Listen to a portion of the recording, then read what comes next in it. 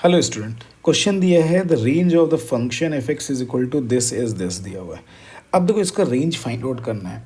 अब देखो इस टाइप के क्वेश्चंस को हम दो तरीके से सॉल्व कर सकते हैं। अब देखो जब कभी ऐसा क्वेश्चंस आता है तो ट्रेडिशनली हम लोग क्या सोचते हैं कि हम लोग इसका डिफरेंशिएशन कर लें।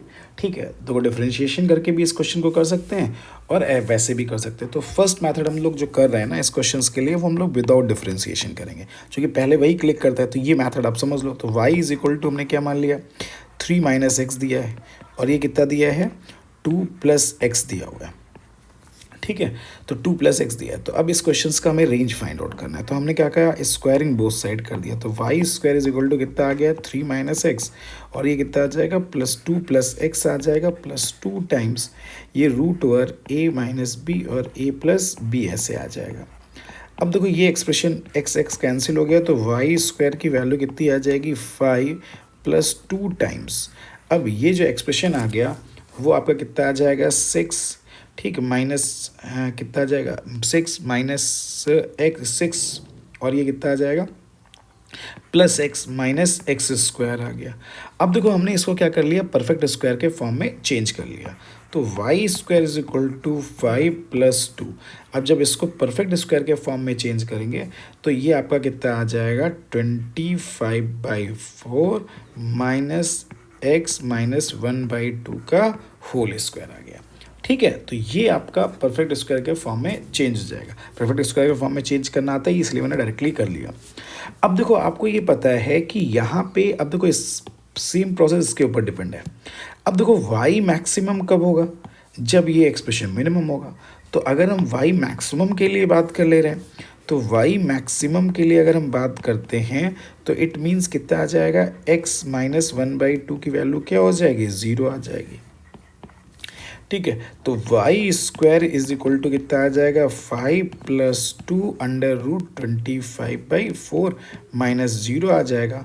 तो इससे जो वाई स्क्वायर की वैल्यू आ जाएगी 5 + 5 यानी 10 आ जाएगी। तो वाई की वैल्यू, वाई मैक्सिमम की जो वैल्यू आ जाएगी वो आपका कितना आ जाएगा, √10 आ जाएगा।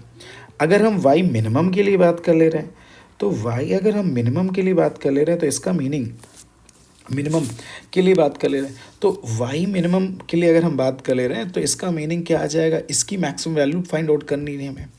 ठीक है, अब वाई मिनिमम के लिए बात कर ले रहे हैं तो x माइनस 1/2 क्या हो जाए, मैक्सिमम आ जाए।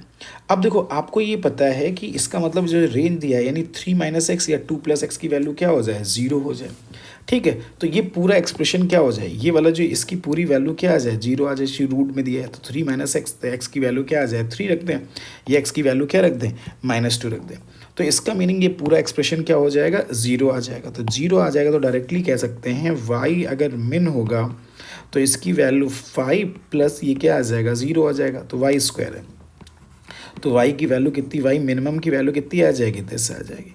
तो इसका जो रेंज आ गया, रेंज अगर वाई बिलोंग्स टू निकालें तो कितना आ जाएगा, √5 से लेके कहाँ तक आ जाएगा, √10 तक आ जाएगा। ये तो हमने एक मेथड से सॉल्व कर लिया इस क्वेश्चन को। अगर हम दूसरे मेथड से सॉल्व करना चाहें तो हमारे पास क्या है, डिफरेंशिएशन वाला मेथड दिया हुआ है।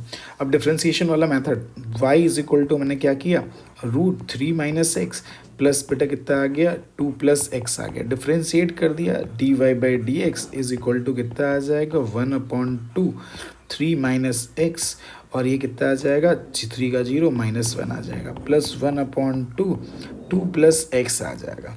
ठीक है, अब फॉर मैक्स आर मिन के लिए हम लोग क्या करते हैं, फॉर मैक्स आर मिन के लिए हम लोग को क्या करना पड़ता है कि dy/dx की वैल्यू क्या करनी पड़ती है, 0 के इक्वल करनी पड़ती है। तो dy/dx की वैल्यू अगर हम 0 के इक्वल करेंगे तो इससे 2 + x की जो वैल्यू आ जाएगी वो किसके इक्वल आ जाएगी, 3 माइनस एक्स के इक्वल आ जाएगी।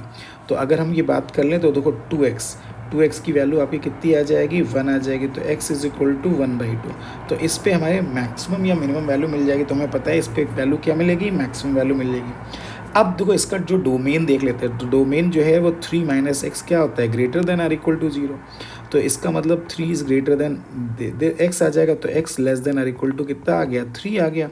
और 2 प्लस एक्स विल बी क्या होता है, ग्रेटर देन 0 होता है। तो x greater than or equal to -2। तो डोमेन कितना आ गया, एक्स की वैल्यू -2 से लेके कहाँ तक, 3 तक आ जाएगी। अब वो वैल्यू रख दो, -2 रखेंगे तो 5√5 आ जाएगा, और यानी कि इसका मतलब -2 या +3 पे आ जाएगा।